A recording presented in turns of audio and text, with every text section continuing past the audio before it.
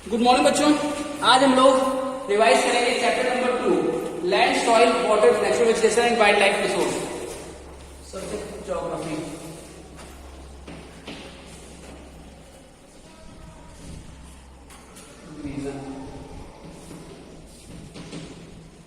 ठीक है, सबसे जरूरी चीज हमारी पूरी पृथ्वी में सबसे जरूरी चीज क्या है जिसपे हम रहते हैं, घर बनाते हैं। ठीक है, जहां हम लोग बैठे हैं, सब खड़ा हूं मैं जहां, क्या है वो? लैंड है। क्या है?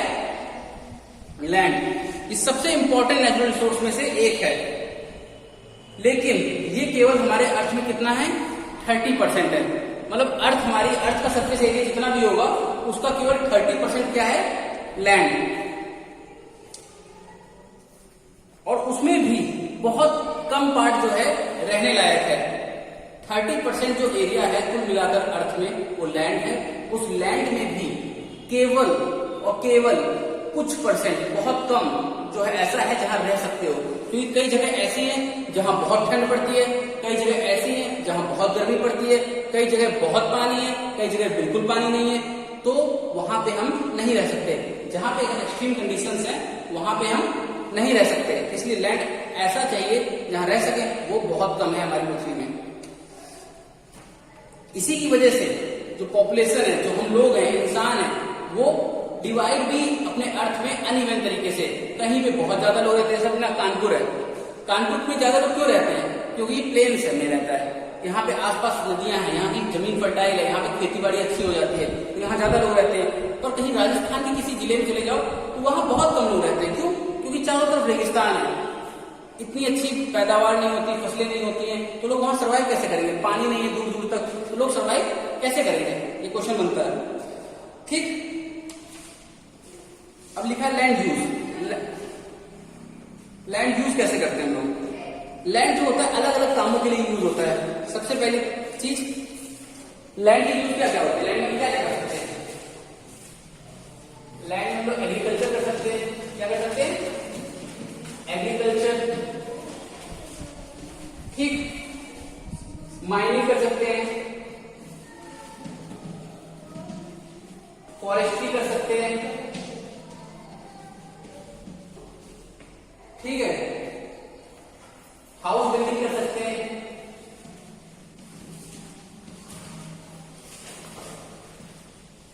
बिल्डिंग हाउसेस, मतलब घर बना सकते हैं। ये सब क्या है? लैंड यूज है। रोड्स बनते हैं लैंड पे, इंडस्ट्रीज सेटअप होती है। ठीक, कोई पूछ ले लैंड यूज क्या है, तो लैंड किस काम में आता है? एग्रीकल्चर में, माइनिंग में, फॉरेस्ट्री में, बिल्डिंग हाउसेस में, रोड्स में और इंडस्ट्रीज में। ठीक, ये लैंड की यूज है।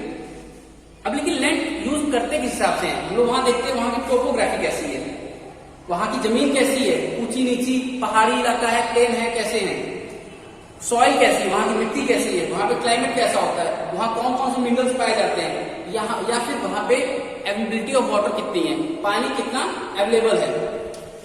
ये सब क्या है? ये सब रीजंस हैं जिनकी वजह से हम डिसाइड कर सकते हैं कि कोई लैंड, कोई जमीन किस तरह से हम यूज कर सकते हैं। लैंड को 2 पार्ट में डिवाइड किया गया है। एक होता है प्राइवेट लैंड, एक होता है लैंड के टाइप होते हैं, 2 टाइप के होते हैं। एक होता है प्राइवेट लैंड। प्राइवेट लैंड अक्सर एक इंसान या 1-2 लोगों का होता है। एक होता है कम्युनिटी लैंड। कम्युनिटी लैंड बहुत सारे लोग या ग्रुप का मिलकर होता है, वो ज्यादातर लोग यूज कर सकते हैं। जैसे पार्क वगैरह आते हैं, ये कम्युनिटी लैंड में आते हैं। ऐसा तो नहीं कि पार्क में केवल एक इंसान जाता है, सब लोग जाते हैं, पूरे मोहल्ले के लोग जाते हैं, तो वो किसमें आ जाता है? कम्युनिटी लैंड में। और प्राइवेट लैंड में क्या आता है? जैसे मेरा खेत है, वहां मैं खेती कर सकता हूँ, कोई भी आके नहीं उसे हार्वेस्ट कर जाएगा, केवल मैं ही रख सकता हूँ उसको। या फिर मेरा घर है, उसमें मैं ही रह सकता हूँ, कोई भी नहीं, कोई भी अंदर घुसकर चला आ रहा है, तो वो क्या हो गया? प्राइवेट लैंड का एग्जाम्पल। लेकिन कम्युनिटी लैंड वो जहां पे कोई भी सोसाइटी का इंसान जा सकता है। ठीक है, तो कम्युनिटी लैंड को हम कॉमन प्रॉपर्टी रिसोर्स भी कहते हैं। कॉमन प्रॉपर्टी रिसोर्स वो प्रॉपर्टी जिसको सब लोग यूज कर सकते हैं। अब बात आती है कंजर्वेशन ऑफ लैंड रिसोर्स। अब लैंड रिसोर्स को हम कंजर्व कैसे करेंगे? लैंड रिसोर्स को हम कंजर्व कैसे करेंगे? अब धीरे धीरे तो पॉपुलेशन बढ़ती जा रही है, दिन पे दिन लगातार हमारे देश की पॉपुलेशन क्या है, बढ़ती जा रही है। पॉपुलेशन बढ़ती है तो फूड डिमांड बढ़ती है, सीधी सी बात, भूखे तो रहेंगे नहीं लोग, फूड डिमांड बढ़ेगी तो ज्यादा से ज्यादा फॉरेस्ट को हम क्या करेंगे, काटेंगे। फॉरेस्ट काटेंगे तो वही एग्रीकल्चर कर पाएंगे, वही तो खेती बाड़ी कर पाएंगे। साथ में खेती बाड़ी के साथ हमें घर भी बनाना है, हमें रहना भी तो है, जमीन रोड पे तो रहेंगे नहीं, कहाँ रहेंगे, घर में घर बनाएंगे। तो क्या होता है, इसकी वजह से फॉरेस्ट लगातार कटते जा रहे हैं। तो इस चीजों को समझने के लिए हमें सबसे पहले तो पॉपुलेशन अपनी कम करनी है। ज्यादा से ज्यादा लोगों के लिए ये होना चाहिए कि वो जो स्कीम लानी चाहिए सरकार को, इसमें बच्चे ज्यादा पैदा ना कर सके लोग। अभी यूपी सरकार कह रही है कि 2 बच्चों से ज्यादा पैदा नहीं कर सकते, अगर करेंगे तो आपको कोई भी सरकारी लाभ नहीं मिलेगा। तो इस टाइप की स्कीम्स आनी चाहिए। और ज्यादा से ज्यादा एफॉरेस्टेशन करो, जहां मानो रोड बन रहा है, घर बन रहा है, तो भी वहां आसपास ज्यादा से ज्यादा पेड़ों को लगाया जाए। पेस्टिसाइड्स और फर्टिलाइजर्स का कम यूज किया जाए। ये सब तरीके हैं लैंड रिसोर्स को कंजर्व करने के, लैंड रिसोर्स को कंजर्व करने के तरीके, ठीक है। अब आती है सॉइल की, लैंड की बात हो गई, सॉइल की। सॉइल क्या है? A thin layer of grainy substance covering the surface of the earth is called soil. कोई पूछे what is known as soil? What is called as soil? What is soil? तो जवाब दोगे a thin layer of grainy substance. grainy मतलब दानेदार substance जो होता है, जो हमारे अर्थ सरफेस को कवर करता है, उसी को हम क्या कहते हैं, सॉइल कहते हैं। It is closely linked to land, ये लैंड से बिल्कुल एकदम चिपक के रहती है। Land form determine the type of soil. अब किस टाइप की सॉइल है, ये वहां का लैंड फॉर्म डिटरमाइन करेगा। अब जहां माउंटेनियस रीजन है वहां की सॉइल अलग होगी, जहां प्लेट्यूज है वहां की सॉइल अलग होगी, जहां प्लेन्स है वहां की सॉइल अलग होगी। This happens through the process. और ये सॉइल बनती कैसे है? Soil is made up of organic matter. जो ऑर्गेनिक मैटर्स होते हैं, जैसे जमीन में, मिट्टी में जो भी मिनरल्स होते हैं, वेदर्ड रॉक, जो पत्थर होते हैं जो टूटते चले जाते हैं, छोटे होते चले जाते हैं, फिर जाके वो मिट्टी में मिल जाते हैं। The right mix of minerals and organic matter make the soil fertile. अगर किसी मिट्टी में मिनरल और ऑर्गेनिक मैटर एक सही अमाउंट में है तो वो सॉइल कैसी होगी, फर्टाइल होगी, वहां पे अच्छी खेती हो सकती है। Factor of soil formation. Soil formation कैसे होता है? देखो, सबसे पहले मान लो कि एक पेरेंट रॉक है, एक मेन रॉक होता है, ठीक है। उसके हिसाब से वहां पे क्लाइमेटिक फैक्टर्स कैसे होते हैं, ये सारे चीजें वहां पे एल्टीट्यूड कितना है, एल्टीट्यूड मतलब कोई भी जगह कितनी ऊंचाई पे स्थित है समुद्र तट से, ठीक है। हमेशा एल्टीट्यूड याद रखना। जैसे कानपुर भी किसी न किसी ऊंचाई पे स्थित होगा। समुद्र तट कहाँ होता है? जैसे जो कोस्टल एरिया है वहां से हमारा एरिया कितनी ऊंचाई पे स्थित है उसे एल्टीट्यूड कहते हैं।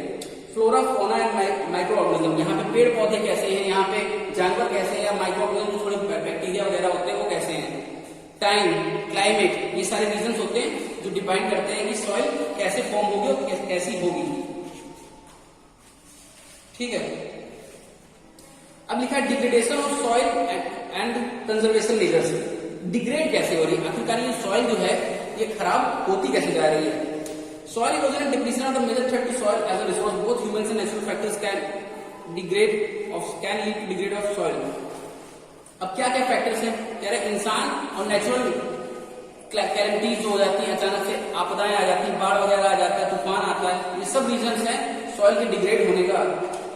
जैसे पहला डिफॉरेस्टेशन, आप जितने ज्यादा पेड़ काटोगे, ओवर ग्रेजिंग, ज्यादा से ज्यादा जानवर चलते हैं, क्या नाम है खेती है उसमें, मैदानों में, या फिर ज्यादा फर्टिलाइजर्स और पेस्टिसाइड्स का यूज, रेन वॉश, बहुत ज्यादा बारिश होती है, लैंडस्लाइड्स आती है, फ्लड्स आती है, बाढ़ आती है, ये सारे रीजन हैं जिसकी वजह से सॉइल हमारी खराब हो जाती है या डिग्रेड होती है।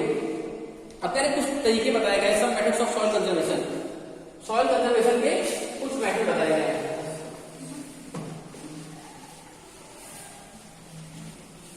सॉइल कंजर्वेशन में कुछ मेथड बताया गया, जैसे मल्चिंग है, कंटूर बैरियर्स है, रॉक डैम है, टेरेस फार्मिंग है, इंटरक्रॉपिंग है, कंटूर प्लोइंग है, शेल्टर बेड्स है।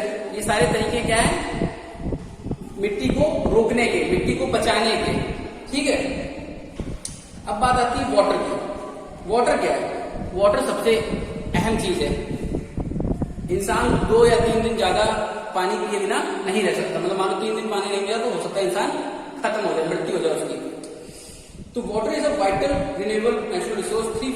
जबकि अर्थ में 3/4 सबसे ज्यादा पानी पाया जाता है, लगभग 75% अर्थ में क्या है, पानी है, और उसके बावजूद पानी की कमी है। क्यों? क्योंकि 75% में ज्यादातर पानी जो है वो सी वाटर है, ठीक है ना, वो पानी हम पी नहीं सकते हैं, या तो अशुद्ध है, जितना शुद्ध पानी है जो पीने योग्य है वो बहुत कम है, 1% है कुल मिलाकर। आज के टाइम पे भी कह रहे 2/3 जितना भी है, 66% से भी ज्यादा पानी तो केवल ओशियंस में है। फ्रेश वाटर कितना है? 2.7%। अर्थ में फ्रेश वाटर कितना है? 2.7%, जो बहुत कम होता है। टोटल पानी का 2.7% केवल जो हम पी सकते हैं, और जिसमें उस 2.7% का भी आधा कहाँ लगा है? ग्लेशियर्स में, ग्रीनलैंड में, माउंटेन रीजन्स में। अब जाके माउंटेन को पिघला के पियोगे नहीं उस पानी को, सीधी सी बात है। या ग्रीनलैंड चले जाओ, ग्रीनलैंड कहाँ है? एक ऐसी जगह जहां केवल बर्फ ही बर्फ है, वो फ्रेश वाटर की है। या फिर ग्लेशियर्स जो होते हैं उनमें जाओ तो वो तो आप पी नहीं सकते हो, तो केवल उसमें बचा कितना? 1% पानी है जो हम पी सकते हैं, जो ग्राउंड वाटर जमीन से निकाला जाता है। ठीक है, इसलिए कहते हैं फ्रेश वाटर जो है बहुत ही प्रीशियस है, और ये बहुत चीजों काम आता है। हमारे खाने पीने भी काम आता है, नहाने के, कपड़े धोने के, हर जगह काम आता है। वही पानी हम यूज करते हैं, तो इसलिए बहुत जरूरी है उसको ढंग से यूज करें। तो लिखा है एक जगह, एक एवरेज अर्बन इंडियन, अर्बन मतलब शहर में रहने वाला एक आम आदमी दिन में 150 लीटर पानी यूज करता है। दिन में 150 लीटर पानी यूज करता है। 3 लीटर पीता है, 4 लीटर का खाना बनाता है, 20 लीटर से नहाता है, 40 लीटर पॉटी में बहा देता है, वॉशिंग क्लोथ्स 40 लीटर से कपड़े धुलता है, 20 लीटर से बर्तन धुलता है, 23 गार्डनिंग में यूज करता है। तो 150 लीटर पानी उसने खर्च कर दिया।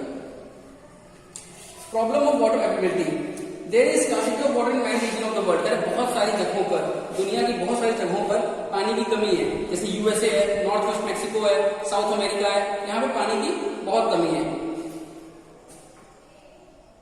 और इन लोगों को अक्सर सूखा झेलना पड़ता है।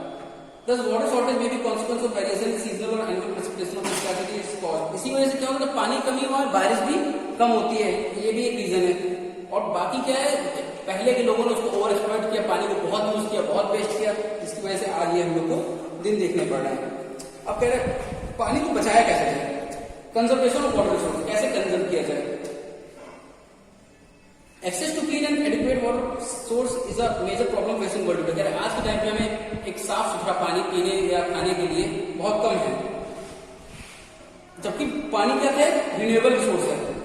लेकिन अगर इसको हम बहुत ज्यादा यूज करेंगे या पॉल्यूट करेंगे, गंदगी फैलाएंगे, तो ये हमारे लिए अनफिट हो जाएगा।